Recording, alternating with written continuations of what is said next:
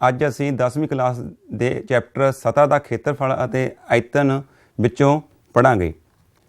ਅੱਜ ਦਾ ਸਾਡਾ ਟੌਪਿਕ ਹੈ ਠੋਸਾਂ ਦੇ ਸੰਯੋਜਨਾਂ ਦੀ ਸਤ੍ਹਾ ਦਾ ਖੇਤਰਫਲ। ਜਦੋਂ ਅਸੀਂ ਦੋ ਠੋਸਾਂ ਨੂੰ ਮਿਲਾ ਕੇ ਇੱਕ ਨਵੀਂ ਵਸਤੂ ਬਣਾਉਂਦੇ ਹਾਂ ਤਾਂ ਜਿਹੜੀ ਸਾਡੇ ਕੋਲ ਨਵੀਂ ਵਸਤੂ ਬਣ ਜਾਂਦੀ ਹੈ ਉਹਦੀ ਸਤ੍ਹਾ ਦੇ ਖੇਤਰਫਲ ਬਾਰੇ ਅਸੀਂ ਪੜ੍ਹਾਂਗੇ। ਆਓ ਆਪਾਂ ਪਹਿਲਾਂ ਕੁਝ ਠੋਸਾਂ ਦੇ ਸੰਯੋਜਨਾਂ ਦੀਆਂ ਉਦਾਹਰਨਾਂ ਦੇਖੀਏ। ਬੱਚਿਓ, ਜਿਸ ਤਰ੍ਹਾਂ ਤੁਸੀਂ ਸਾਹਮਣੇ ਸਕਰੀਨ 'ਤੇ ਦੇਖ ਰਹੇ ਹੋ, ਸਾਡੇ ਕੋਲ ਵੱਖ-ਵੱਖ ਠੋਸਾਂ ਦੀਆਂ ਇਹ ਉਦਾਹਰਨਾਂ ਹਨ ਜਿਹੜੇ ਦੋ ਵਸਤੂਆਂ ਨੂੰ ਮਿਲ ਕੇ ਬਣਾਈ ਗਈ ਹੈ। ਆਓ ਕੁਝ ਔਰ ਉਦਾਹਰਨਾਂ ਦੇਖੀਏ। ਜਿਸ ਤਰ੍ਹਾਂ ਤੁਹਾਨੂੰ ਸਾਹਮਣੇ ਉਦਾਹਰਨਾਂ ਦਿਖਾਈ ਦੇ ਰਹੀਆਂ ਹਨ, ਇਹਦੇ ਵਿੱਚ ਇਹ ਵੀ ਦੋ ਵੱਖ-ਵੱਖ ਠੋਸਾਂ ਨੂੰ ਜਿਹੜੇ ਮਿਲਾ ਕੇ ਨਵੀਂ ਵਸਤੂ ਉਹ ਬਣਾਈ ਗਈ ਹੈ। ਤਾਂ ਅੱਜ ਅਸੀਂ ਇਹਨਾਂ ਨਾਲ ਸੰਬੰਧਿਤ ਸਵਾਲਾਂ ਦੀ ਸਮੱਸਿਆਵਾਂ ਜਿਹੜੀਆਂ ਉਹ ਹੱਲ ਕਰਾਂਗੇ। ਤਾਂ ਬੱਚਿਓ, ਤੁਸੀਂ ਧਿਆਨ ਨਾਲ ਜਿਹੜੇ ਸਵਾਲਾਂ ਨੂੰ ਆਪਾਂ ਹੱਲ ਕਰਾਂਗੇ ਕਾਪੀ 'ਤੇ ਨੋਟ ਕਰਦੇ ਰਹਿਣਾ ਗਾ ਅਤੇ ਉਸ ਨੂੰ ਸਮਝਣਾ ਵੀ ਹੈ। ਤਾਂ ਸਭ ਤੋਂ ਪਹਿਲਾਂ ਕੁਝ ਠੋਸਾਂ ਦੀ ਸਤ੍ਹਾ ਦੇ ਖੇਤਰਫਲ ਦੇ ਫਾਰਮੂਲਿਆਂ ਬਾਰੇ ਪੜ੍ਹਾਂਗੇ, ਕਿਉਂਕਿ ਜਦੋਂ ਅਸੀਂ ਦੋ ਵੱਖ-ਵੱਖ ਠੋਸਾਂ ਨੂੰ ਮਿਲਾ ਕੇ ਇੱਕ ਨਵੀਂ ਵਸਤੂ ਬਣਾਉਂਦੇ ਹਾਂ ਤਾਂ ਸਾਨੂੰ ਫਿਰ ਉਹਨਾਂ ਦੇ ਸਤ੍ਹਾ ਦੇ ਖੇਤਰਫਲ ਦੇ ਫਾਰਮੂਲਿਆਂ ਦਾ ਜੋੜ ਜਾਂ ਘਟਾਓ ਕੁਛ ਕਰਨਾ ਪੈਂਦਾ ਹੈ। ਤਾਂ ਸਭ ਤੋਂ ਪਹਿਲਾਂ ਸਾਨੂੰ ਕੁਝ ਠੋਸਾਂ ਦੇ ਸਤ੍ਹਾ ਦੇ ਖੇਤਰਫਲ ਦੇ ਫਾਰਮੂਲਿਆਂ ਬਾਰੇ ਪਤਾ ਹੋਣਾ ਚਾਹੀਦਾ ਹੈ। ਬੱਚਿਓ, ਜਿਸ ਤਰ੍ਹਾਂ ਤੁਸੀਂ ਦੇਖ ਰਹੇ ਹੋ ਵੀ ਸਾਹਮਣੇ ਸਾਨੂੰ ਇੱਕ ਘਣ ਦਿਖਾਈ ਦੇ ਰਿਹਾ ਹੈ। ਇਹ ਸਾਡੇ ਕੋਲੇ ਘਣਾਵ ਹੈ। ਤਾਂ ਆਓ ਆਪਾਂ ਇਹਨਾਂ ਦੀ ਪਾਸਵੀਂ ਸਤ੍ਹਾ ਦੇ ਖੇਤਰਫਲ ਦੇ ਫਾਰਮੂਲੇ ਬਾਰੇ ਸਿੱਖੀਏ। ਸਭ ਤੋਂ ਪਹਿਲਾਂ ਘਣ ਦੀ ਪਾਸਵੀਂ ਸਤ੍ਹਾ ਦਾ ਖੇਤਰਫਲ। ਤਾਂ ਸਾਨੂੰ ਪਤਾ ਬੱਚਿਓ, ਘਣ ਦੀ ਪਾਸਵੀਂ ਸਤ੍ਹਾ ਦਾ ਖੇਤਰਫਲ ਕੀ ਹੁੰਦਾ ਗਾ? 4 ਭੁਜਾ ਦਾ ਵਰਗ। ਇਹ ਇੱਥੇ ਘਣ ਦੀ ਭੁਜਾ ਹੈ। ਘਣਾਵ ਦੀ ਪਾਸਵੀਂ ਸਤ੍ਹਾ ਦਾ ਖੇਤਰਫਲ 2L ਗੁਣਾ H ਜਮ੍ਹਾਂ B ਗੁਣਾ H। ਬੱਚਿਓ, L ਇੱਥੇ ਘਣਾਵ ਦੀ ਲੰਬਾਈ ਹੈ, H ਉਚਾਈ ਹੈ ਅਤੇ B ਚੌੜਾਈ ਹੈ। ਕੁੱਲ ਸਤ੍ਹਾ ਦਾ ਖੇਤਰਫਲ। ਘਣ ਦੀ ਕੁੱਲ ਸਤ੍ਹਾ ਦਾ ਖੇਤਰਫਲ, ਜਿਵੇਂ ਬੱਚਿਓ ਤੁਹਾਨੂੰ ਪਤਾ ਹੈ, ਤੁਸੀਂ 9th ਕਲਾਸ ਵਿੱਚ ਫਾਰਮੂਲੇ ਪੜ੍ਹੇ ਹਨ। ਤਾਂ ਘਣ ਦੀ ਕੁੱਲ ਸਤ੍ਹਾ ਦਾ ਖੇਤਰਫਲ ਹੁੰਦਾ ਹੈ 6 ਭੁਜਾ ਦਾ ਵਰਗ, ਯਾਨੀ ਕਿ 6A ਦਾ ਵਰਗ। ਘਣਾਵ ਦੀ ਕੁੱਲ ਸਤ੍ਹਾ ਦਾ ਫਾਰਮੂਲਾ 2L ਗੁਣਾ B ਜਮ੍ਹਾਂ L ਗੁਣਾ H ਜਮ੍ਹਾਂ B ਗੁਣਾ H। ਇਸ ਤਰ੍ਹਾਂ ਹੀ L ਲੰਬਾਈ ਹੈ, B ਚੌੜਾਈ ਹੈ ਅਤੇ H ਘਣਾਵ ਦੀ ਉਚਾਈ ਹੈ। ਆਓ ਆਪਾਂ ਕੁਝ ਹੋਰ ਠੋਸਾਂ ਦੀ ਸਤ੍ਹਾ ਦੇ ਖੇਤਰਫਲ ਦੇ ਫਾਰਮੂਲਿਆਂ ਬਾਰੇ ਵੀ ਸਿੱਖੀਏ।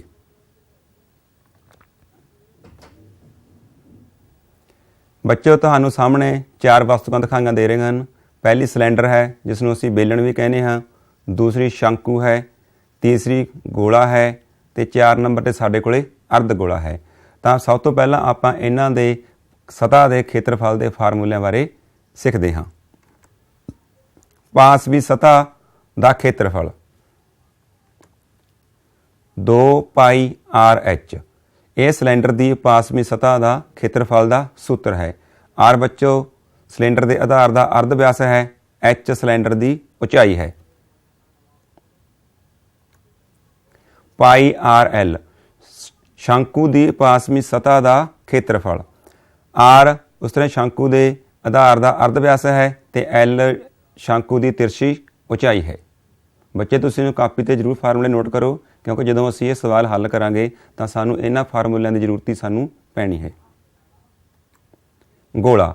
ਗੋਲੇ ਦੀ ਪਾਸਵੀਂ ਸਤ੍ਹਾ ਦਾ ਖੇਤਰਫਲ 4πR ਦੀ 2। R ਬੱਚਿਓ ਗੋਲੇ ਦਾ ਅਰਧ ਵਿਆਸ ਹੈ। ਅਰਧ ਗੋਲਾ।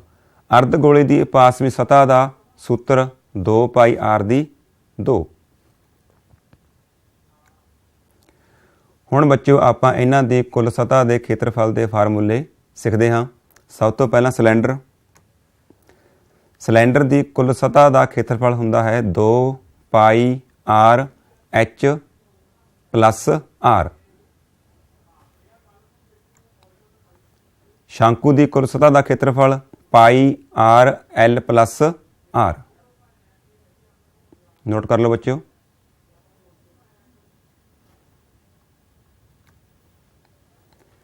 ਗੋਲੇ ਦੀ ਕੁੱਲ ਸਤ੍ਹਾ ਦਾ ਖੇਤਰਫਲ 4πR ਦੀ 2। ਅਰਧ ਗੋਲੇ ਦੀ ਪਾਸਵੀਂ ਸਤ੍ਹਾ ਦਾ ਖੇਤਰਫਲ 3πR ਦੀ 2। ਤਾਂ ਬੱਚੇ ਤੁਸੀਂ ਨੋਟ ਕਰ ਲਓ ਇਸ ਨੂੰ ਚੰਗੀ ਤਰ੍ਹਾਂ ਆਪਣੀ ਨੋਟਬੁੱਕ 'ਤੇ।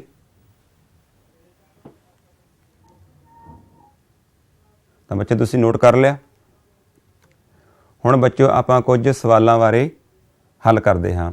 ਤੁਹਾਡੇ ਕੋਲ 13.1 ਅਭਿਆਸ ਦਾ ਪਹਿਲਾ ਸਵਾਲ ਹੈ, ਦੋ ਘਣ ਜਿਨ੍ਹਾਂ ਵਿੱਚੋਂ ਹਰੇਕ ਦਾ ਆਇਤਨ 64 ਸਮਘਣ ਹੈ ਦੇ ਸਮਾਨ ਫਲਕਾਂ ਨੂੰ ਮਿਲਾ ਕੇ ਇੱਕ ਠੋਸ ਬਣਾਇਆ ਜਾਂਦਾ ਹੈ। ਪ੍ਰਾਪਤ ਘਣਾਵ ਦੀ ਸਤ੍ਹਾ ਦਾ ਖੇਤਰਫਲ ਪਤਾ ਕਰੋ। ਤਾਂ ਦੇਖੋ ਬੱਚਿਓ, ਸਾਡੇ ਕੋਲੇ ਜਿਹੜੇ ਦੋ ਘਣ ਸਾਨੂੰ ਦਿਖਾਈ ਦੇ ਰਿਹਾ ਸਾਹਮਣੇ। ਤਾਂ ਸਾਨੂੰ ਕੀ ਦਿੱਤਾ ਗਿਆ ਹੈਗਾ, ਹਰੇਕ ਘਣ ਦਾ ਆਇਤਨ ਦਿੱਤਾ ਗਿਆ ਹੈ। ਤਾਂ ਅਸੀਂ ਪਤਾ ਕੀ ਕਰਨਾ ਗਾ, ਇਹਦੀ ਘਣਾਵ ਦੋਨਾਂ ਨੂੰ ਮਿਲਾ ਕੇ ਜੋ ਘਣਾਵ ਬਣੂਗਾ ਉਹਦੀ ਸਤ੍ਹਾ ਦਾ ਖੇਤਰਫਲ। ਤਾਂ ਬੱਚਿਓ ਸਭ ਤੋਂ ਪਹਿਲਾਂ ਸਾਨੂੰ ਇਹਨਾਂ ਘਣਾਂ ਦੀ ਕਿਨਾਰਾ ਯਾਨੀ ਕਿਹੜੀ ਭੁਜਾ ਸਾਨੂੰ ਉਹ ਪਤਾ ਕਰਨੀ ਪੈਣੀ ਹੈ। ਆਓ ਆਪਾਂ ਸਵਾਲ ਨੂੰ ਹੱਲ ਕਰੀਏ। ਹਰੇਕ ਘਣ ਦਾ ਆਇਤਨ ਕਿੰਨਾ ਦਿੱਤਾ ਬੱਚਿਓ, 64 ਸਮਘਣ। ਹੁਣ ਬੱਚਿਓ ਸਾਨੂੰ ਆਪਾਂ ਘਣ ਦਾ ਜਿਹੜਾ ਆਇਤਨ ਦਾ ਫਾਰਮੂਲਾ ਪਤਾ ਕੀ ਹੁੰਦਾ ਬੱਚਿਓ, ਭੁਜਾ ਦਾ ਘਣ। ਤਾਂ ਘਣ ਦਾ ਜਿਹੜਾ ਆਇਤਨ ਦਾ ਸੂਤਰਾ ਹੋਇਆ ਭੁਜਾ ਦਾ ਘਣ ਬਰਾਬਰ ਕਿੰਨਾ ਹੋ ਗਿਆ, 64। ਤਾਂ ਬੱਚਿਓ 3 ਨੂੰ ਆਪਾਂ ਜੇ ਦੂਜੇ ਪਾਸੇ ਲੈ ਗਏ, ਇੱਧਰ ਘਣ ਸੀ ਤਾਂ ਦੂਸਰੇ ਪਾਸੇ ਜਾ ਕੇ ਉਹ ਘਣਮੂਲ ਬਣ ਗਿਆ। 64 ਦੇ ਅਸੀਂ ਗੁਣਨਖੰਡ ਬਣਾਏ, 4 ਗੁਣਾ 4 ਗੁਣਾ 4। ਹੁਣ ਬੱਚਿਓ ਆਪਾਂ ਜਦੋਂ ਇਹਨਾਂ ਦਾ ਘਣਮੂਲ ਕੱਟਾਂਗੇ ਤਾਂ ਸਾਡੇ ਕੋਲੇ 3 4 ਗੁਣਾ 1 ਤਿਰਗੁਟ ਬਣ ਗਿਆ। ਤਾਂ ਘਣਮੂਲ ਦੇ ਵਿੱਚੋਂ 1 ਤਿਰਗੁਟ ਬਾਹਰ ਆ ਗਿਆ। ਤਾਂ ਉਹਦੇ ਵਿੱਚ ਘਣਮੂਲ ਦੇ ਵਿੱਚ ਅੰਦਰ ਕੁਛ ਨਹੀਂ ਬਚਿਆ। ਤਾਂ ਸਾਡੇ ਕੋਲ ਇਸ ਦਾ ਜਿਹੜਾ ਘਣਮੂਲ ਆ ਸਾਡੇ ਕੋਲੇ ਉਹ 4 ਆ ਜਾਣਾ। ਤਾਂ ਇਸ ਤਰ੍ਹਾਂ ਬੱਚਿਓ ਸਾਨੂੰ ਇਸ ਦੀ ਜਿਹੜੀ ਭੁਜਾ ਪਤਾ ਲੱਗ ਗਈ 4 ਸਮ। ਤਾਂ ਹਰੇਕ ਘਣ ਦੀ ਭੁਜਾ ਕਿੰਨੀ ਹੈਗੀ, 4 ਸਮ। ਤਾਂ ਹੁਣ ਬੱਚਿਓ ਆਪਾਂ ਇਹਨਾਂ ਨੂੰ ਦੋਨਾਂ ਘਣਾਂ ਨੂੰ ਮਿਲਾ ਕੇ ਇੱਕ ਠੋਸ ਬਣਾਉਣਾ ਗਾ। ਤਾਂ ਜੇ ਠੋਸ ਬਣਾਵਾਂਗੇ ਤਾਂ ਸਾਡੇ ਕੋਲ ਕੀ ਬਣਨਾ, ਉਹ ਸਾਡੇ ਕੋਲ ਇੱਕ ਘਣਾਵ ਬਣ ਜਾਣਾ ਗਾ। ਆਓ ਆਪਾਂ ਉਹਨੂੰ ਦੇਖੀਏ। ਤਾਂ ਇਹ ਸਾਡੇ ਕੋਲ ਹਰੇਕ ਘਣ ਦੀ 4 ਭੁਜਾ ਆ ਗਈ। ਤਾਂ ਤੁਸੀਂ ਬੱਚਿਓ ਦੇਖਿਆ ਇਹ ਸਾਡੇ ਕੋਲ 2 ਘਣ ਹੈ। ਜਦੋਂ ਅਸੀਂ 2 ਘਣਾਂ ਨੂੰ ਮਿਲਾਵਾਂਗੇ ਤਾਂ ਦੇਖੋ ਆਪਾਂ ਤੁਸੀਂ ਐਨੀਮੇਸ਼ਨ ਦੇ ਵਿੱਚ ਇਹ 2 ਘਣ ਸਾਨੂੰ ਦਿਖਾਈ ਦੇ ਰਹੇ ਆ। ਆਪਾਂ ਦੋਨਾਂ ਨੂੰ ਮਿਲਾ ਕੇ ਇੱਕ ਘਣ ਬਣਾਤਾ। ਦੇਖੋ ਇਹ ਘਣ ਇਸ ਦੇ ਉੱਪਰ ਆ ਗਿਆ। ਹੁਣ ਆਪਾਂ ਦੇਖੋ ਇਹ ਸਾਨੂੰ ਘਣਾਵ ਦਿਖਾਈ ਦੇ ਰਿਹਾ ਹੈ। ਤਾਂ ਸਾਨੂੰ ਪਤਾ ਵੀ ਜਿਹੜੀ ਘਣਾਵ ਦੀ ਲੰਬਾਈ ਚੌੜਾਈ ਤੇ ਜਿਹੜੀ ਲੰਬਾਈ ਆ ਉਹ ਵੱਖ-ਵੱਖ ਹੁੰਦੀ ਹੈ। ਤਾਂ ਸਾਹਮਣੇ ਤੁਸੀਂ ਦੇਖੋ ਜਿਹੜੀ ਇਸ ਘਣਾਵ ਆ, ਘਣਾਵ ਦੀ ਲੰਬਾਈ ਕਿੰਨੀ ਹੋ ਗਈ ਬੱਚਿਓ, 4। ਚੌੜਾਈ ਕਿੰਨੀ ਹੈਗੀ, 4। ਲੇਕਿਨ ਜੋ ਇਸ ਦੀ ਉਚਾਈ ਆ ਉਹ ਕਿੰਨੀ ਹੋ ਗਈ, 8। ਇਹ ਦੇਖੋ ਇਹ ਸਾਨੂੰ ਜਿਹੜੀ ਉਚਾਈ ਦਿਖਾ ਦੇ ਰਹੀ ਆ ਇਹ ਕਿੰਨੀ ਹੈਗੀ 8 ਸਮ ਹੈਗੀ ਹੈ। ਤਾਂ ਬੱਚਿਓ ਦੇਖੋ ਹੁਣ ਸਾਨੂੰ ਜਿਹੜੇ ਘਣਾਵ ਦੀ ਲੰਬਾਈ ਪਤਾ ਲੱਗ ਚੁੱਕੀ ਹੈ, ਉਹਦੀ ਚੌੜਾਈ ਪਤਾ ਤੇ ਉਹਦੀ ਉਚਾਈ ਵੀ ਆ। ਤਾਂ ਅਸੀਂ ਕੀ ਪਤਾ ਕਰਨਾ, ਉਸ ਦੀ ਕੁੱਲ ਸਤ੍ਹਾ ਦਾ ਖੇਤਰਫਲ।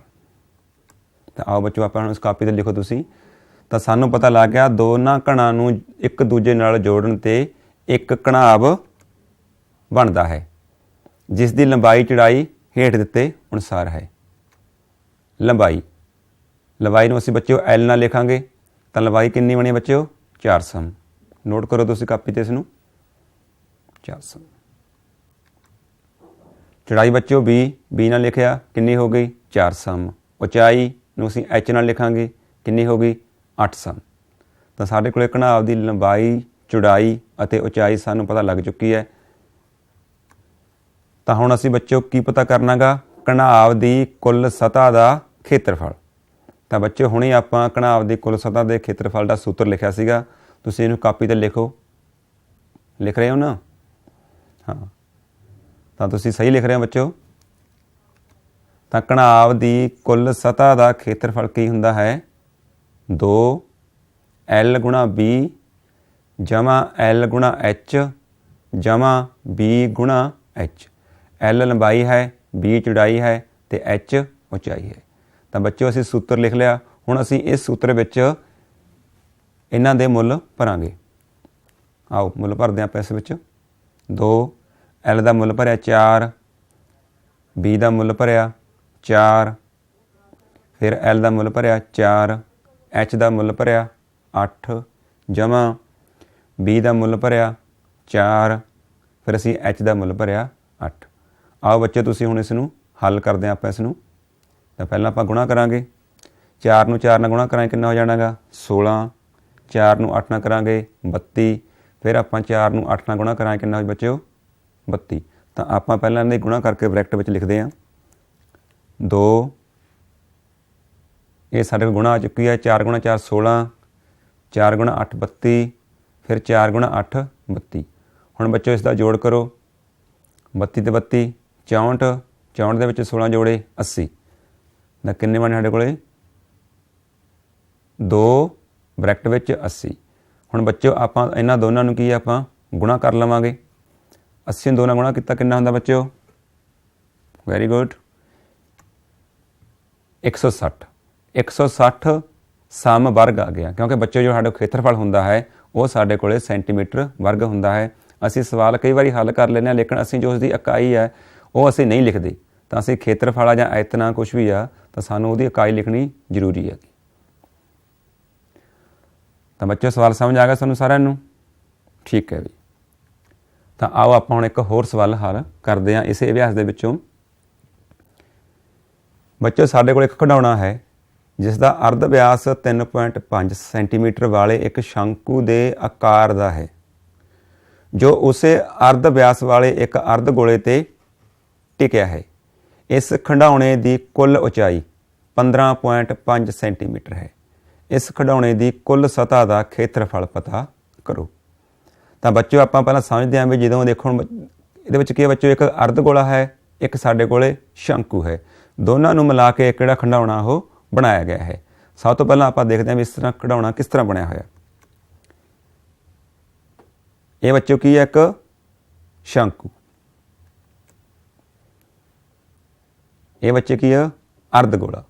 ਤਾਂ ਅਸੀਂ ਇਹਨਾਂ ਦੋਨਾਂ ਨੂੰ ਮਿਲਾ ਕੇ ਖਿਡੌਣਾ ਬਣਾਇਆ ਗਿਆ ਹੈ। ਦੇਖੋ ਕਿਸ ਤਰ੍ਹਾਂ ਇਹ ਸਾਡੇ ਕੋਲ ਅਰਧ ਗੋਲਾ ਹੈ, ਇਸ ਅਰਧ ਗੋਲੇ ਦੇ ਉੱਪਰ ਇੱਕ ਜਿਹੜਾ ਹੈਗਾ ਗਾ ਸ਼ੰਕੂ ਆ ਉਹ ਰੱਖਿਆ ਗਿਆ ਹੈ। ਇਹ ਸਾਡੇ ਕੋਲੇ ਸ਼ੰਕੂ ਅਤੇ ਗੋਲੇ ਦਾ ਹੁਣ ਦੇਖੋ ਕਿਉਂਕਿ ਵੀ ਸ਼ੰਕੂ ਦਾ ਜਿਹੜਾ ਆਧਾਰ ਹੈ ਅਤੇ ਗੋਲੇ ਦਾ ਜੋ ਆਧਾਰ ਅਰਧ ਗੋਲੇ ਦਾ ਜੋ ਆਧਾਰ ਹੈ ਦੋਨਾਂ ਦਾ ਸੇਮ ਮਾਪ ਹੈ, ਤਾਂ ਦੋਨਾਂ ਦਾ ਅਰਧ ਵਿਆਸ ਕੀ ਹੋਊਗਾ ਫਿਰ ਬਰਾਬਰ ਹੋਊਗਾ।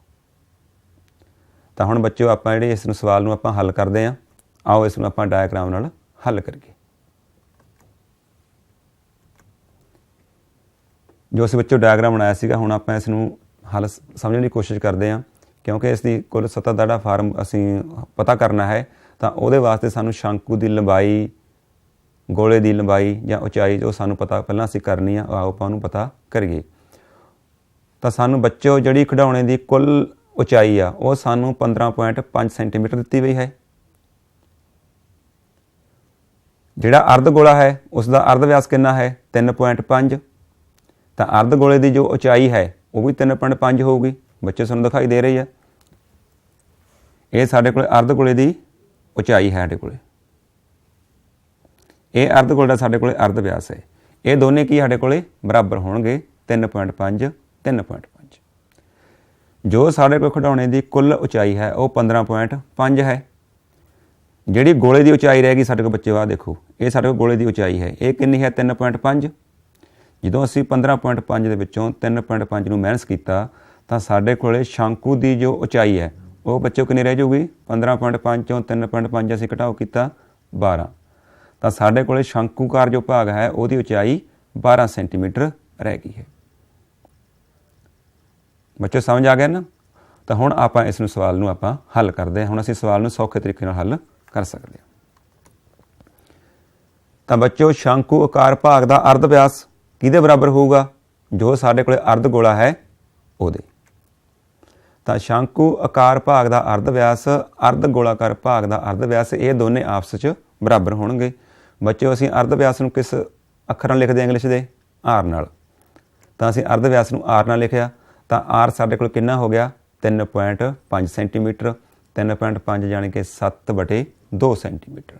ਹੁਣ ਬੱਚਿਓ ਅਸੀਂ 3.5 ਨੂੰ 7/2 ਕਿਉਂ ਲਿਖਿਆ ਕਿਉਂਕਿ ਇਸ ਸਵਾਲ ਨੂੰ ਅਸੀਂ ਹੱਲ ਕਰਾਂਗੇ ਤਾਂ ਉਸ ਸਾਨੂੰ ਜਿਹੜਾ ਸਵਾਲ ਆ ਉਹ ਸੌਖੇ ਤਰੀਕੇ ਨਾਲ ਹੱਲ ਹੋ ਜਾਣਾ ਹੈ। ਅਰਧ ਗੋਲਾਕਾਰ ਭਾਗ ਦੀ ਉਚਾਈ ਬੱਚਿਓ ਆਪਾਂ ਪਹਿਲਾਂ ਸਮਝ ਚੁੱਕੇ ਹਾਂ ਇਸ ਨੂੰ ਕਿੰਨੀ ਹੈ, ਉਹ ਉਨੀ ਹੈ ਜਿੰਨਾ ਅਰਧ ਵਿਆਸ ਹੋਊ ਗੋਲੇ ਦਾ 3.5 ਸੈਂਟੀਮੀਟਰ। ਸ਼ੰਕੂ ਆਕਾਰ ਭਾਗ ਦੀ ਉਚਾਈ h ਉਹ ਕਿੰਨੀ ਸਾਡੇ ਕੋਲੇ 15.5 ਦੇ ਵਿੱਚੋਂ ਅਸੀਂ 3.5 ਘਟਾਇਆ कितनी रह गई बच्चों 12। तो साढ़े को शंकुकार भाग की जी उचाई है वो 12 सेंटीमीटर साढ़े को रह गई है। आओ बच्चों असीं घटाउणे दोबारे समझ गए।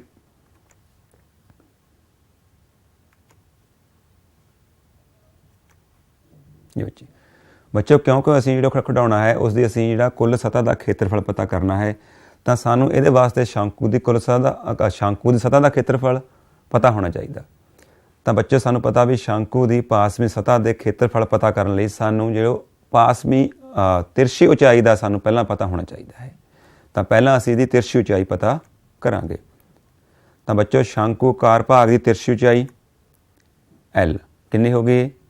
तो साढ़े को देखो भी एक समकोण त्रिभुज बन जाती है। असीं पाइथागोरस नाल इसनूं असीं थ्योरम नाल असीं इसनूं लभ सकते हैं। H का वर्ग जमा R का वर्ग सारे का वर्गमूल H उचाई। तो बच्चों शंकुकार भाग की उचाई कितनी साढ़े को 12। अर्ध व्यास कितना सीगा 3.5 दोनों का वर्ग हो गया। तो बच्चों 12 का वर्ग कितना होंदा गा वैरी गुड 144।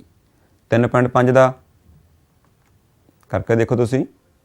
तो 12 का वर्ग 144 3.5 असीं वर्ग पता करांगे 3.5 नूं 3.5 नाल गुणा करांगे तो साडे कोल ये 12.25 आ जाऊगा। तो 144 दे विच 12.25 असीं जोड़िया बच्चों कितना हो गया 12 144 तो 12 156 56.25। तो ये साडे कोल 156.25 साडे कोल आ गया है। बच्चों इसका वर्गमूल तुसीं पता कर सकते हो। पता कर लोगे ना बच्चों ठीक है। तो साढ़े को 156.25 का जो वर्गमूल आएगा बच्चों वो 12.5 सेंटीमीटर साढ़े को आ जाएगा। तो सानू हुण शंकु की तिरछी उचाई पता लग चुकी है। हुण जो असीं सवाल दे विच मेन चीज़ पता करनी है वो खिडौणे की कुल सतह का खेत्रफल असीं जिहड़ा हैगा वो पता करना है। तो बच्चों खिडौणे की कुल सतह का खेत्रफल की बनूगा सामने सानू चित्र दिखाई दे रहा देखो। जो शंकुकार भाग आ उहदी तिरछी उचाई जो साढ़े को गोला है उहदी तिरछी उचाई। तो बच्चों सानू आपां डायग्राम बना के भी दिखाने हैं। तो ये देखो तुसीं भी खिडौणा एक बच्चों सामने कैमरे तुसीं देख रहे हो। देखो ये सानू जिहड़ा खिडौणा है ये साढ़े को इस प्रकार का है। ये अर्ध गोला है उपर इहदे की आ शंकु है। तो इस असीं इसकी कुल सतह का जिहड़ा पता करनी है। कुल सतह किहड़ी है बच्चों ये जो सानू शंकु दिखा रहा है ये सारी सतह ये शंकु की पासवीं सतह होगी। ये साढ़े को अर्ध गोला ये पासवीं सतह होगी। तो इस तरह साढ़े को खिडौणे की कुल सतह आ जानी है। तो शंकु आकार भाग की पासवीं सतह का खेत्रफल जमा अर्ध गोलाकार भाग की पासवीं सतह का खेत्रफल। बच्चे समझ आ गया चंगी तरह। हुण आपां इन्हां विच जिहड़ी सूत्र आ उहदी वरतों करनी है तो कीमतां भरनियां। तो खिडौणे की कुल सतह का खेत्रफल शंकु की पासवीं सतह खेत्रफल कितना होंदा बच्चों πr/l। अर्ध गोले सतह का खेत्रफल 2πr दी 2। बच्चों आपां इत्थे सिद्धियां विच कीमतां भर सकते हाँ। तो असीं इहनूं पहलां जे फार्मूले थोड़ा सिंपलीफाई कर लगे जो चीज़ साझी वो ले लगे तो सानूं फिर जिहड़ा सवाल की कैलकुलेशन करनी है वो सौखी हो जाती है। तो बच्चों दोनों भागों के विच पाई भी साझा है आर भी साझा है। तो दोनों जो असीं पाई ते आर साझा लैने आ। पाई आर असीं साझा लिया पहली टर्म दे विच एल रह गई दूसरे विच 2 ते आर। तो आओ बच्चों आप इहदे विच कीमतां भरीए। बच्चों पाई की कीमत कितनी हुंदी है ठीक है 22/7। तो असीं पाई की कीमत भरी 22/7। अर्ध व्यास साढ़े को 7/2। एल साढ़े को तिरछी उचाई ची शंकु की 12.5 2 अर्ध व्यास होई 7/2। हुण बच्चों देखो सानूं पता भी 7 नाल 7 कट्टिया जाना है कट्टिया गया। इधर 2 नाल 2 कट्टिया गया। 2 नूं असीं 22 नाल कट्टिया कितना रह गया बच्चों 11। 11 तो ब्रैकेट दे विच साढ़े कोल 12.5 जमा 7। 12.5 दे विच असीं 7 जोड़िया तो बच्चों कितना हो जाना गा 19.5। हुण तुसीं बच्चों 19.5 नूं 11 नाल गुणा करके देखो कर लोगे ना गुणा ठीक है। तो गुणा बहुत सौखी है। जदों असीं तुसीं इन्हां दोनों नूं गुणा करोगे तो साडे कोल ਇਹਦਾ ਆਂਸਰ ਆ ਜਾਣਾਗਾ 214.5 ਸੈਂਟੀਮੀਟਰ ਵਰਗ। ਤਾਂ ਬੱਚਿਓ ਪਹਿਲਾਂ ਵੀ ਦੱਸਿਆਗਾ, ਤਾਂ ਤੁਸੀਂ ਇਕਾਈ ਜ਼ਰੂਰ ਲਿਖਣੀ ਆ ਸੈਂਟੀਮੀਟਰ ਵਰਗ। ਤਾਂ ਬੱਚਿਓ ਸਵਾਲ ਸਮਝ ਆ ਗਿਆ ਹੋਣਾ ਤੁਹਾਨੂੰ ਸਾਰਿਆਂ ਨੂੰ? ਠੀਕ ਹੈ ਵੀ। ਤਾਂ ਆਓ ਬੱਚਿਓ ਆਪਾਂ ਇੱਕ ਹੋਰ ਸਵਾਲ ਹੱਲ ਕਰੀਏ। ਭੁਜਾ 7 ਸੈਂਟੀਮੀਟਰ ਵਾਲੇ ਇੱਕ ਘਣਾਕਾਰ ਬਲਾਕ ਦੇ ਉੱਪਰ ਇੱਕ ਅਰਧ ਗੋਲਾ ਰੱਖਿਆ ਗਿਆ ਹੈ। ਅਰਧ ਗੋਲੇ ਦਾ ਵੱਧ ਤੋਂ ਵੱਧ ਵਿਆਸ ਕੀ ਹੋ ਸਕਦਾ ਹੈ? ਇਸ ਤਰ੍ਹਾਂ ਬਣੇ ਠੋਸ ਦੀ ਸਤ੍ਹਾ ਦਾ ਖੇਤਰਫਲ ਪਤਾ ਕਰੋ। ਤਾਂ ਬੱਚਿਓ ਪਹਿਲਾਂ ਆਪਾਂ ਸਵਾਲ ਨੂੰ ਸਮਝਦੇ ਹਾਂ। ਇੱਕ ਸਾਡੇ ਕੋਲ ਘਣਾਕਾਰ ਬਲਾਕ ਹੈ, ਤੁਹਾਨੂੰ ਸਕਰੀਨ 'ਤੇ ਸਾਹਮਣੇ ਦਿਖਾਈ ਦੇ ਰਿਹਾ ਹੈ। ਇਹ ਘਣਾਕਾਰ ਬਲਾਕ ਹੈ। ਇਹ ਸਾਡੇ ਕੋਲ ਇੱਕ ਅਰਧ ਗੋਲਾ ਹੈ। ਤਾਂ ਅਰਧ ਗੋਲੇ ਨੂੰ ਘਣਾਕਾਰ ਬਲਾਕ ਦੇ ਉੱਪਰ ਰੱਖਿਆ ਗਿਆ ਹੈ। ਇਸ ਤਰ੍ਹਾਂ ਦੇਖੋ, ਉੱਪਰਲੀ ਸਾਈਡ ਤੋਂ ਦੇਖੋ ਵੀ ਇਹ ਦਿਖ ਰਿਹਾ। ਜੇ ਬਿਲਕੁਲ ਉੱਪਰੋਂ ਦੇਖਾਂਗੇ ਸਾਨੂੰ ਇਸ ਤਰ੍ਹਾਂ ਦਿਖਾਈ ਦੇਊਗਾ। ਤਾਂ ਬੱਚੇ ਤੁਸੀਂ ਆਪਾਂ ਇਸ ਨੂੰ ਥੋੜ੍ਹਾ ਜਿਹਾ ਕਰਕੇ ਵੀ ਦੇਖ ਦਿਆਂਗੇ। ਤੁਸੀਂ ਕੈਮਰੇ ਵਿੱਚ ਦੇਖੋਗੇ ਸਾਰੇ। ਦੇਖੋ ਇਹ ਸਾਡੇ ਕੋਲ ਘਣਾਕਾਰ ਬਲਾਕ ਹੈ। ਇਹ ਅਸੀਂ ਇਸਦੇ ਅਰਧ ਗੋਲਾ ਉੱਪਰ ਇੱਕ ਰੱਖਤਾ। ਤਾਂ ਸਾਡੇ ਕੋਲ ਜਿਹੜਾ ਸਵਾਲ ਆ ਉਹ ਇਸ ਪ੍ਰਕਾਰ ਦਾ ਸਵਾਲ ਹੈ। ਇਸ ਸਮੱਸਿਆ ਨੂੰ ਅਸੀਂ ਹੱਲ ਕਰਨਾ ਹੈ। ਤਾਂ ਇਸ ਤਰ੍ਹਾਂ ਜਿਹੜਾ ਸਾਡੇ ਕੋਲ ਠੋਸ ਬਣ ਗਿਆ, ਅਸੀਂ ਇਸ ਦੀ ਕੁੱਲ ਸਤ੍ਹਾ ਦਾ ਖੇਤਰਫਲ ਪਤਾ ਕਰਨਾ ਹੈ। ਇਸ ਤਰ੍ਹਾਂ ਬੱਚੋ ਦੇਖ ਰਹੇ, ਠੀਕ ਹੈ ਬੱਚਿਓ, ਦੇਖ ਰਿਹਾ ਸਾਰਿਆਂ ਨੂੰ?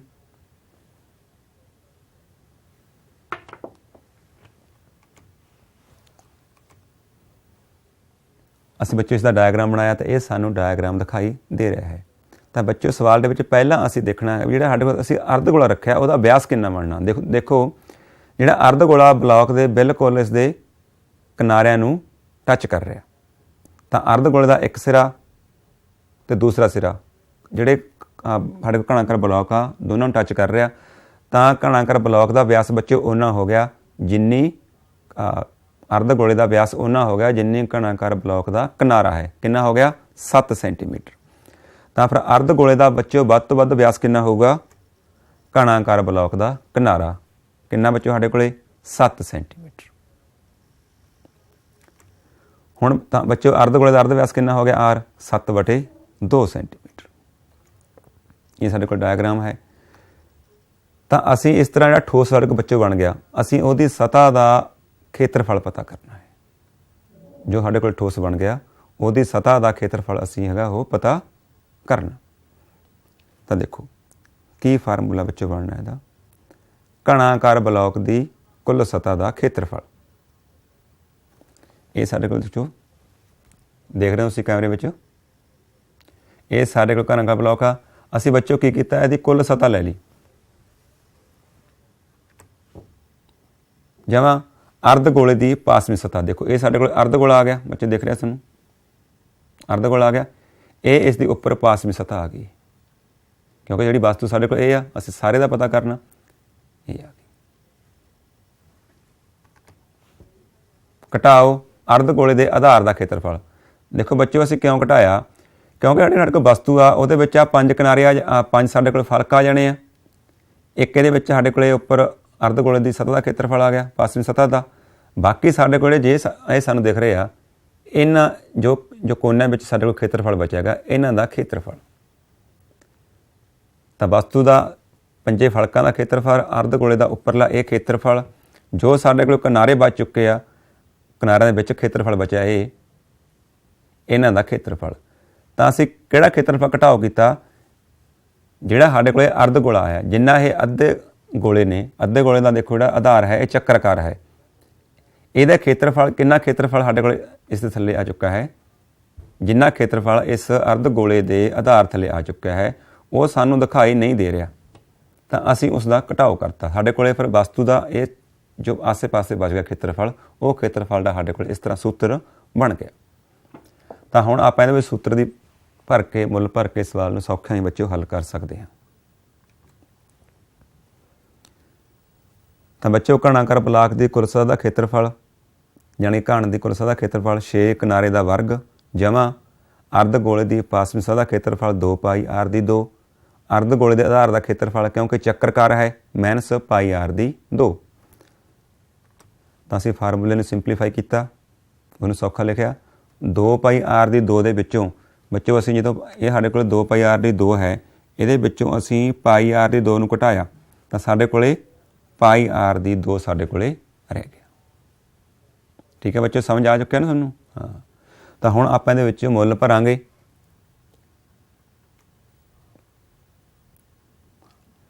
ਤਾਂ ਬੱਚੇ ਸਾਡੇ ਘਣ ਦਾ ਕਿਨਾਰਾ ਕਿੰਨਾ ਸੀਗਾ 7, 6 7 ਦੀ ਵਰਗ, ਅਸੀਂ ਪਾਈ ਦਾ ਮੁੱਲ ਭਰਿਆ 22/7। ਆਰ ਸਾਡੇ ਕੋਲ ਅਰਧ ਵਿਆਸ ਹੈ, ਵਰਗ ਅਸੀਂ ਲਿਖ ਲਿਆ 7/2, 7/2। ਤਾਂ ਬੱਚੋ ਅਸੀਂ ਹੁਣ ਦੇਖੋ ਜਿਹੜਾ ਇਹ 7 ਆ ਸਾਡੇ ਕੋਲ ਇਸ 7 ਨਾਲ ਕੱਟਿਆ ਗਿਆ, ਇੱਧਰ ਅਸੀਂ ਇਸ ਨੂੰ ਕੱਟ ਸਕਦੇ ਹਾਂ 11 ਦੇ ਕੱਟਿਆ ਗਿਆ ਬੱਚੋ। ਤਾਂ ਸਾਡੇ ਕੋਲ ਕੀ ਬਚ ਗਿਆ 7 ਦਾ ਵਰਗ। 7 ਦਾ ਵਰਗ ਬੱਚੋ ਕਿੰਨਾ ਹੁੰਦਾ ਗਾ 49। 49 ਨੂੰ ਅਸੀਂ 6 ਨਾਲ ਗੁਣਾ ਕਰ ਲਾਂਗੇ, ਕਿੰਨਾ ਨਾ ਸਾਡੇ ਕੋਲੇ 6 ਨਾਲ 54 ਬੱਚੋ, 24 ਦੇ 5 29, 294। ਤਾਂ ਇਹ ਸਾਡੇ ਕੋਲ 294। 11 ਨੂੰ 7 ਨਾਲ ਬੱਚੋ ਮਲਟੀਪਲਾਈਜ਼ ਕੀਤਾ, 11 ਨੂੰ 7 ਨਾਲ ਕਰਾਂਗੇ ਸਾਡੇ ਕੋਲ 77 ਬਣ ਜਾਣਾ ਗਾ। ਉਹਨੂੰ 2 ਨਾਲ ਭਾਗ ਕਰਾਂ ਸਾਡੇ ਕੋਲੇ 38.5 ਸਾਡੇ ਕੋਲੇ ਆ ਜਾਣਾ। ਜਿਸ ਜਿੰਨਾ ਜੋੜ ਕਰਾਂਗੇ ਸਾਡੇ ਕੋਲੇ 332.5 ਸੈਂਟੀਮੀਟਰ ਦੀ ਵਰਗ ਸਾਡੇ ਕੋਲੇ ਖੇਤਰਫਲ ਆ ਗਿਆ ਬੱਚੋ। ਅਗਲਾ ਸਵਾਲ ਬੱਚੋ, ਲੱਕੜੀ ਦੇ ਇੱਕ ਠੋਸ ਬੇਲਣ ਦੇ ਹਰੇਕ ਸਿਰੇ ਤੇ ਇੱਕ ਅਰਧ ਗੋਲਾ ਖੋਦ ਕੇ ਕੱਢਦੇ ਹੋਏ ਇੱਕ ਵਸਤੂ ਬਣਾਈ ਗਈ ਹੈ। ਜੇਕਰ ਬੇਲਣ ਦੀ ਕੁੱਲ ਉਚਾਈ 10 ਸੈਂਟੀਮੀਟਰ ਹੈ ਤੇ ਆਧਾਰ ਦਾ ਅਰਧ ਵਿਆਸ 3.5 ਸੈਂਟੀਮੀਟਰ ਹੈ ਤਾਂ ਇਸ ਵਸਤੂ ਦੀ ਕੁੱਲ ਸਤ੍ਹਾ ਦਾ ਖੇਤਰਫਲ ਪਤਾ ਕਰੋ।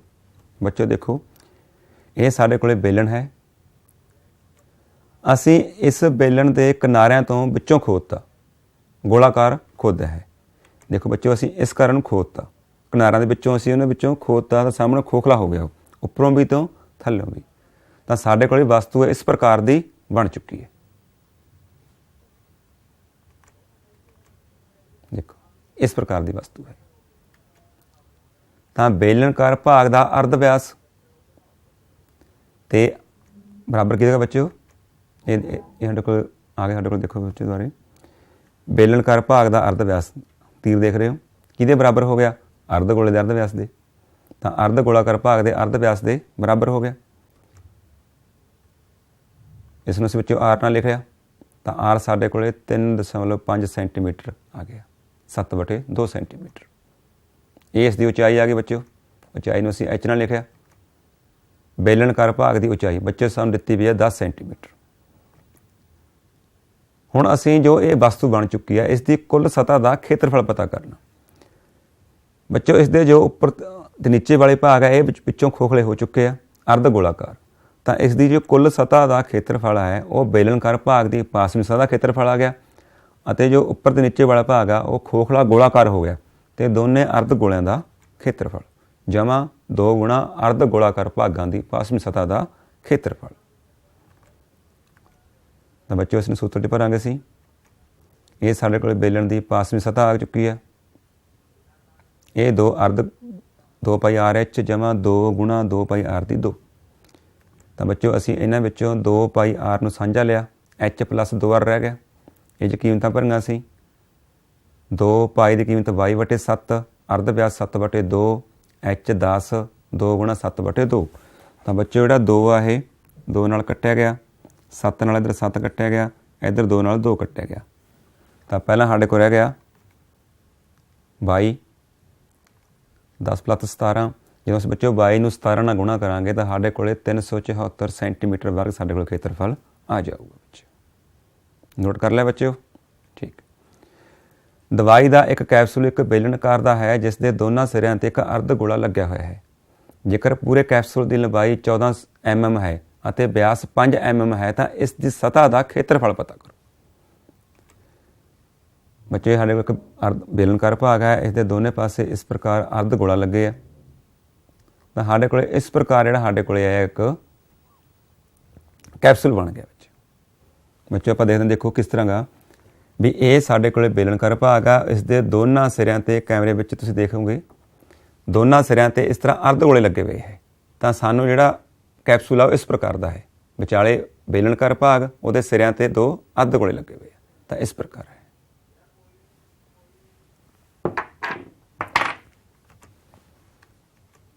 ਇਹ ਦੇਖੋ ਬੱਚੋ ਇਹ ਕੈਪਸੂਲ ਆ। ਕੁੱਲ ਸਾਨੂੰ ਕੈਪਸੂਲ ਦੀ ਕੁੱਲ ਲੰਬਾਈ 14 mm ਦਿੱਤੀ ਹੈ, ਉਸਦੀ ਚੌੜਾਈ 5 mm ਹੈ। ਇਹ ਦੇਖੋ ਵਿਚਾਲੇ ਬੇਲਣਕਾਰ ਭਾਗ ਆ ਗਿਆ, ਆਸੇ ਪਾਸੇ ਉਹਦੇ ਗੋਲਾਕਾਰ ਭਾਗ ਆ ਗਏ ਅਰਧ ਗੋਲਾਕਾਰ। ਤਾਂ ਬੇਲਣਕਾਰ ਭਾਗ ਦਾ ਅਰਧ ਵਿਆਸ R ਤੇ ਅਰਧ ਗੋਲਾਕਾਰ ਭਾਗ ਦਾ ਅਰਧ ਵਿਆਸ ਦੋਨੇ ਬੱਚੇ ਬਰਾਬਰ ਹੋ ਗਏ ਕਿਉਂਕਿ ਦੋਨੇ ਸੇਮ ਮਿਲੇ ਹੋਏ ਆ।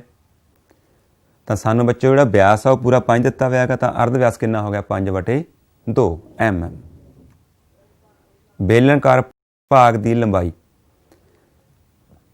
ਬੱਚੋ ਇਹ ਕੀ ਹੋਇਆ, ਸਾਰੇ ਕੈਪਸੂਲ ਦੀ ਲੰਬਾਈ ਦੇ ਵਿੱਚੋਂ ਅਸੀਂ ਦੋ ਅਰਧਾਕਾਰ ਗੋਲਾ ਜੋ ਅਰਧ ਗੋਲਾਕਾਰ ਭਾਗ ਆ ਉਹਨਾਂ ਦੀ ਅਰਧ ਵਿਆਸ ਨੂੰ ਘਟਾਤਾ। ਕੁੱਲ ਜੋ ਕੈਪਸੂਲ ਦੀ ਲੰਬਾਈ ਹੈ ਉਹ 14 ਹੈ ਤੇ ਅਰਧ ਵਿਆਸ ਜੋ ਅਰਧ ਗੋਲਾਕਾਰ ਆ ਉਹਨਾਂ ਦੇ ਅਰਧ ਵਿਆਸ 5/2 ਹੈ। ਤਾਂ ਬੱਚੋ 2 ਨਾਲ 2 ਇਸ ਤਰ੍ਹਾਂ ਅਸੀਂ ਕੱਟ ਦਿੱਤਾ ਇਹਨੂੰ, ਸਾਡੇ ਕੋਲ 5 ਬਚੇ, 4 ਚੋਂ 5 ਕੱਢੇ 9।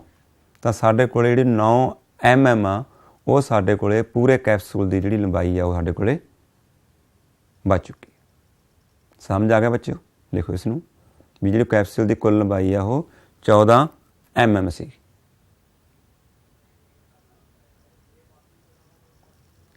ਤਾਂ 4 ਚੋਂ 5 ਕੱਢੇ 9, ਨੋਟ ਕਰ ਲਓ ਬੱਚਿਓ।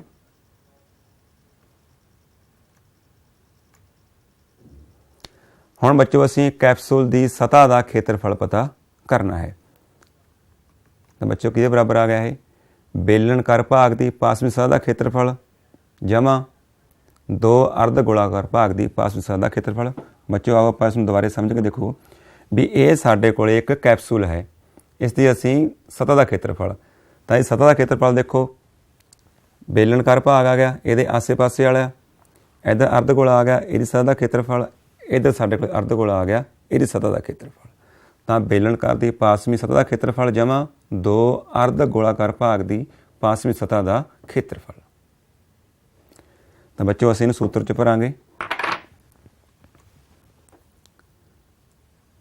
ਬੇਲਣ ਦੀ ਪਾਸਵੀਂ ਸਤ੍ਹਾ ਦਾ ਖੇਤਰਫਲ 2πRH 2 ਗੁਣਾ 2πR ਦੀ 2 ਅਰਧ ਗੋਲੇ ਪਾਸਵੀਂ ਸਤ੍ਹਾ ਦਾ। ਬੱਚੋ ਦੋਨਾਂ ਵਿੱਚ ਕੀ ਸਾਂਝਾ ਹੈ, 2 ਸਾਂਝਾ ਹੈ, ਪਾਈ ਸਾਂਝਾ ਹੈ, R ਸਾਂਝਾ ਹੈ। ਅਸੀਂ 2πR ਸਾਂਝਾ ਲਿਆ, H + 2R ਰਹਿ ਗਿਆ। ਆਓ ਬੱਚੋ ਆਪਾਂ ਇਸ ਦੇ ਵਿੱਚ ਮੁੱਲ ਭਰੀਏ।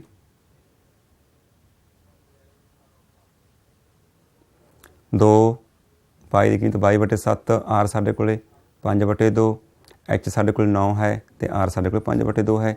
ਬੱਚੋ ਇਹ 2 ਨਾਲ 2 ਕੱਟਿਆ ਗਿਆ, ਇਸ ਤਰ੍ਹਾਂ ਸਾਡੇ ਕੋਲ 2 ਨਾਲ 2 ਕੱਟਿਆ ਗਿਆ। 22 ਨੂੰ 5 ਨਾਲ ਕੀਤੀ 110 ਹੁੰਦਾ ਹੈ। 22 5 110/7, 9 ਦੇ ਵਿੱਚ 5 ਜੋੜੇ 14। ਹੁਣ ਬੱਚੋ ਸਾਡੇ ਕੱਟਿਆ ਜਾਣਾ ਹੈਗਾ 7 ਦੂਣੀ 14।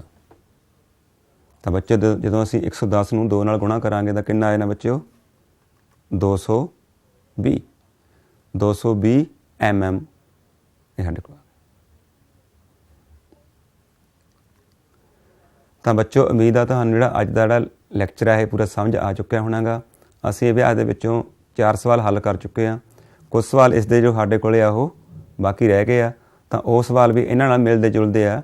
ਤਾਂ ਤੁਸੀਂ ਘਰੇ ਜਾ ਕੇ ਇਹਨਾਂ ਸਵਾਲਾਂ ਨੂੰ ਜ਼ਰੂਰ ਹੱਲ ਕਰਨਾ। ਅਗਲੇ ਹਫਤੇ ਆਪਾਂ ਇਸ ਚੈਪਟਰ ਨੂੰ ਅੱਗੇ ਤੋਰਾਂਗੇ, ਇਸ ਦਾ ਆਇਤਨ ਪਤਾ ਕਰਾਂਗੇ ਅਸੀਂ ਠੋਸਾਂ ਦਾ, ਅਤੇ ਸ਼ੰਕੂ ਦੇ ਛਿਣਕ ਦੇ ਸਵਾਲ ਹੱਲ ਕਰਾਂਗੇ। ਤਾਂ ਤੁਹਾਡਾ ਸਾਰਿਆਂ ਦਾ ਧੰਨਵਾਦ।